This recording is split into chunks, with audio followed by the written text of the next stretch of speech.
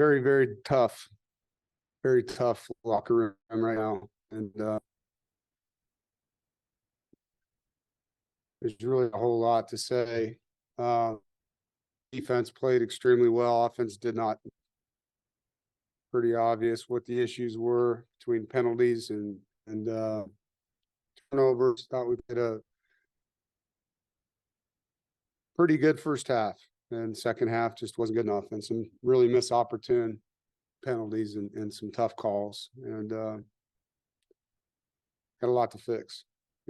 This is a tough football team. They're good kids, and so we go back to work with them. And I'm not going to be able to give you the answers here without watching the film, but pretty obvious what we need to get better at. Questions?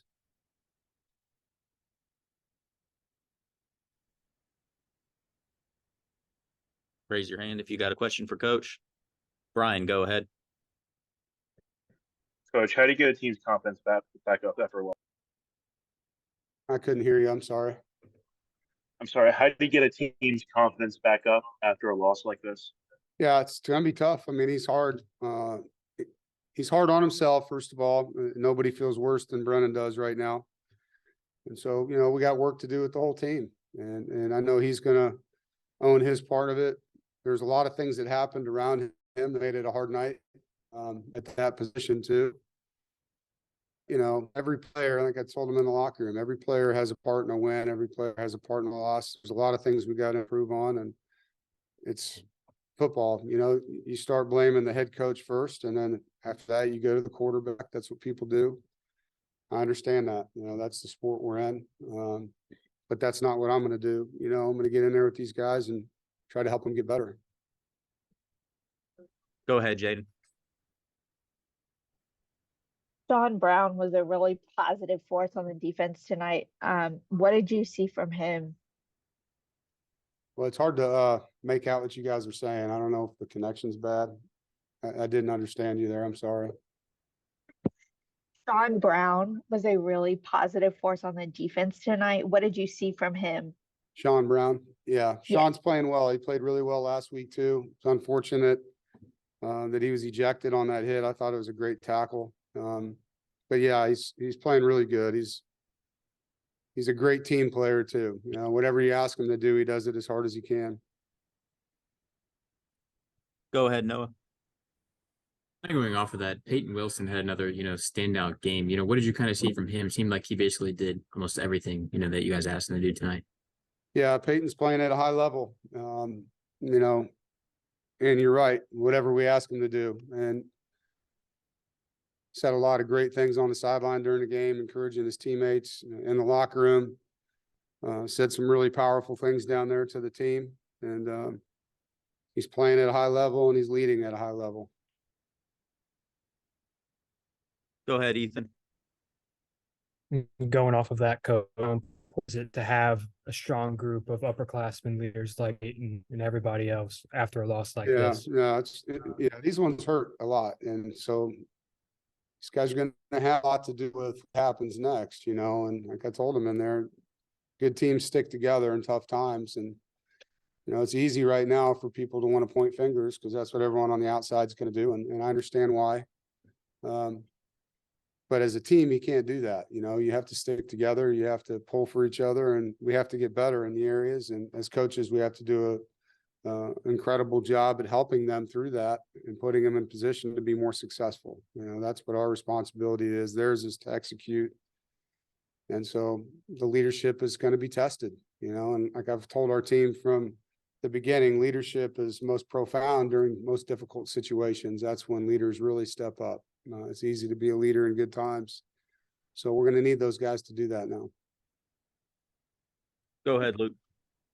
Dave, I know some of this requires looking at the film, but when you look at Brennan, how much of that from the sideline is on him, and how much of that is receivers not getting open or the pass protection? Can you balance that at all from the sideline? I'm sorry. Yeah, Luke, I'm sorry. I couldn't word you right there. I don't know what. Can you try again, Luke? Yeah. I know some of this requires looking at the film, with Brennan from the sideline, can you look at how much of that is receivers not getting open or pass protection? Can you balance that now? Annabelle. We can't get anything, Luke. Yeah, I think what you said from the sideline, could I tell if it was guys not getting open? Is that right? And pass protection. Yeah, so there's a lot of things that happen. We got beaten pass protection multiple times. There were some blitzes that came free. There were times where we were not open, and there were times where there were guys open and Brendan couldn't see them because of the pass rush. Okay. And so I know when you're in the stands, you see a guy open and you're like, throw it to him. Well, you know, he might have a guy in his face and he can't see him. And so sometimes that happens at the quarterback position. Again, without really seeing the tape and knowing all those things, you know, as it happened in real time, I'll be able to give you a lot better detail, obviously, in my press conference. But from the sideline, they played a lot of man coverage. We weren't always open. There was a lot of pressure.